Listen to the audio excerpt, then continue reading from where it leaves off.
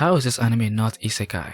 It all begins with Noah Stadia, the son of a noble who decides to pursue a career instead of attaining higher education. After preparing for his first day of work, his father tells him that his job has already been stolen by the son of a higher noble. His younger sister Alice then urges him to take the entrance exams for the Hero Course Academy. After telling him that it wasn't fair they gave his job to someone else, he later meets Emma Brightness.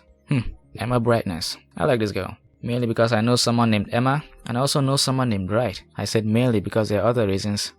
Yeah, other reasons. Emma was born into the Barony household, which means she's wealthy and she's also Noah's childhood friend. She was about to give him some good news about his skill when he told her that he just lost his job before he even got a chance to start. The skill he possesses is Great Sage. No, not that Great Sage. If you're a fan of slime, subscribe for potential videos on that. It can give him answers to anything he wants to know. However, using this skill gives him severe headaches that makes him wish he was dead, which is why he never uses it. Emma then tells him that there's a possible solution to the drawback of the skill, which she found while going through some ancient text. Not surprising, the solution happened to be a kiss, which is the same solution that Merlin used. She then asked him to try it, telling him that she's the only one he could try it with. About to kiss her, Noah was stopped by a shy Emma, telling him they should go somewhere else. Now at the top of a tower, they both kissed each other, after which Noah asks Great Sage of how to get stronger so he can take the entrance exams for the Hero Academy. Great Sage then tells him to go explore a hidden dungeon 15 kilometers southwest of his position, which is the Infinite Labyrinth. However, this gives him serious headaches, which went away after Emma kissed him again. After that, he went on to the dungeon where he finds a blue-haired lady known as Olivia, an awesome adventurer who has been trapped in the dungeon for 200 plus years by some death chains, and any attempt to cut them will result in her instant demise. She then gives him her skill and asks her to call her master after he tells her the reason for coming to the labyrinth. These skills include Get Creative, Bestow, and Edit.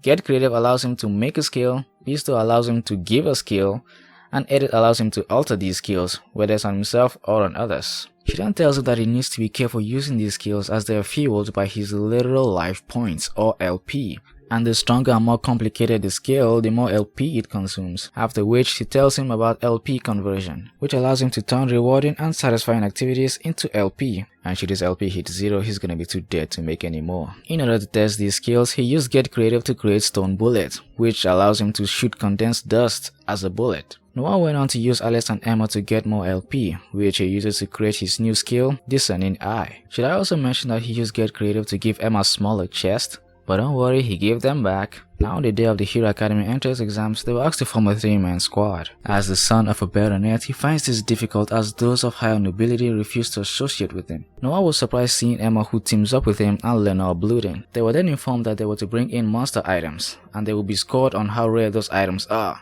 They're free to obtain these items however way they wish, even to just buy them from item shops. After Lenore suggested for them to split up, Noah went on to obtain the skull of a Death Reaper after fighting and killing it, giving them an overwhelming lead with a high score of 128,000. The celebration is short-lived when they become aware of the outrageous enrollment fee, and now Noah must work for the 300,000 academy tuition because his father cannot pay for it. Noah decides to join the Odin's Adventurers Guild, since he doesn't want to attract additional attention by killing another rare creature. When he claims to have Olivia's skills, the receptionist Lola is annoyed, because Olivia was once the guild member 200 years prior, so Noah can't possibly be her student. She wages him to prove it, and when he does, she is forced to say I love you while flashing her pennies, and he is ecstatic.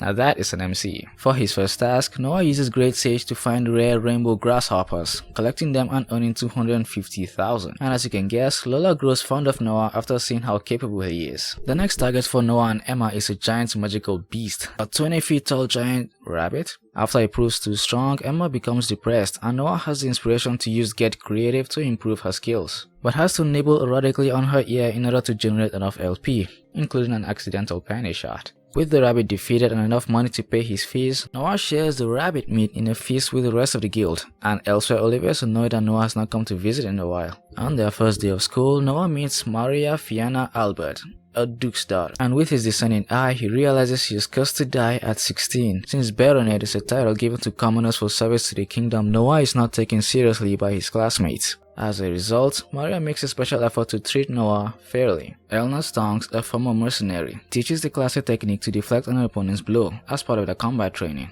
and offers an erotic reward to anyone who's able to pull it off. In the end, using Get Creative as a shortcut, Noah is the only one to succeed. He is then given a full-body dry hump under Elna's tushy, raising his LP. Maria is then overcome by the pain of a curse which Noah is determined to cure, but is informed by Grace Sage a vast amount of LP is required. As he's already low on LP, Noah kisses Emma and right after that is punished by Elna. Asking Lola for advice, Noah learns about a cleric known for her healing abilities, and her name is Healer Luna, and she also happens to be a cowgirl gunslinger in Dungeons and Dragon Age, but is warned that Luna never deals with curses for personal reasons. Lola visits Luna, who happens to be her best friend. Meanwhile, Noah visits Olivia and has to grovel for not visiting. To help Maria, Olivia teaches Noah her skill, Lucky Lecher, which will help him generate LP through accidental perversions. Luna encounters them and admits that she has already met Maria but was compelled to decline assistance due to unknown reasons. However, Noah is astonished when Maria offers to lift the curse and die because he knows from his discerning eye that lifting curses diminishes Luna's life expectancy, and that lifting a curse like Maria's will kill her instantaneously. A child is injured and Luna heals him but suddenly becomes terrified. Examining her skills once more, Noah sees she has the useless skill Cowardice, which only serves to make her more cowardly the lower her magic drops. Lola is furious Luna hid her own suffering but is glad she now knows. Noah realizes it will cost less LP to change lifespan in Luna's skill to finances, so that lifting curses costs money instead of life, but still requires more LP and money. There were other things he could have changed it to other than finances, To generate the LP and the money needed, Lola takes him to the secret gathering of Heron Pride, a cult of jealous men who rate the attractiveness of each other's girlfriends. The crowd mercilessly criticizes any girl's physical attractiveness that shows on stage. Emma, Lola, and Luna all pose as Noah's harem and win over the crowd by acting out romantic scenarios with Noah, raising his LP from winning the prize money and enjoying the attention of all his waifus at once. They rush to Maria's home where they explain to Maria's parents the reason Luna couldn't kill Maria before, and that she can relieve the curse now without any risk. Overhearing everything Noah did for her and understanding that he used most of his LP, Maria kisses him. Luna manages to lift the curse with less than a minute to spare. Maria swears to spend the rest of her life repaying her debt to Noah, making the girls realize that Maria also has a crush on him. Wow, how shocking. The situation for Noah becomes downright dangerous when Luna admits that she has also fallen for him. Not really surprising, but okay. Moving on, he visits Olivia to pass on the good news and is surprised when Olivia demands a kiss as well. However, he can only bring himself to kiss her on the forehead. Well, she is his teacher after all. Maria's father generously pays them each 1 million, which Noah plans to save for his future. Noah then decides to open up a shop selling rare monster materials, with his family and sister as employees. What did I just say? Headed to the dungeon to begin harvesting monster materials, Noah learns some more useful skills from Olivia, making it to level 5. Noah comes across a pitch black lion and attempts to flee, only for the lion to speak to him. The lion, named Tigerson? Seriously? Tigerson explains he was friends with an elf named Vashel, and they both explored the dungeon together, but Vashel insisted on exploring level 6 alone for some reason, and then disappeared for 350 years, and Tigerson is still waiting for 350 years. Now that is a friend you don't find every day. Don't expect that from me, I will leave your ass behind. However, Tigerson still hopes Vashel might still be alive. On level 6, Noah discovers Vashel has become a zombie and uses Get Creative to turn him back. A dead man. Overwhelmed by Tigerson's loyalty, you better be. Vashel thanks him but decides to return home, hoping to find his beloved, if she's still waiting. As magical creatures are forbidden in his homeland, Vashel and Tigerson are forced to say goodbye. So Noah offers to be Tigerson's new best friend and let him live in his family's home. Tigerson is eagerly welcomed by Noah's family, who offer to employ him as security for their home and new shop. And that's it for my anime recap today. Let's check out today's featured animal. A bug in this case. Insect maybe? Anyway, in the subject of conversion and getting creative, what pops into my mind is the Oriental Hornet.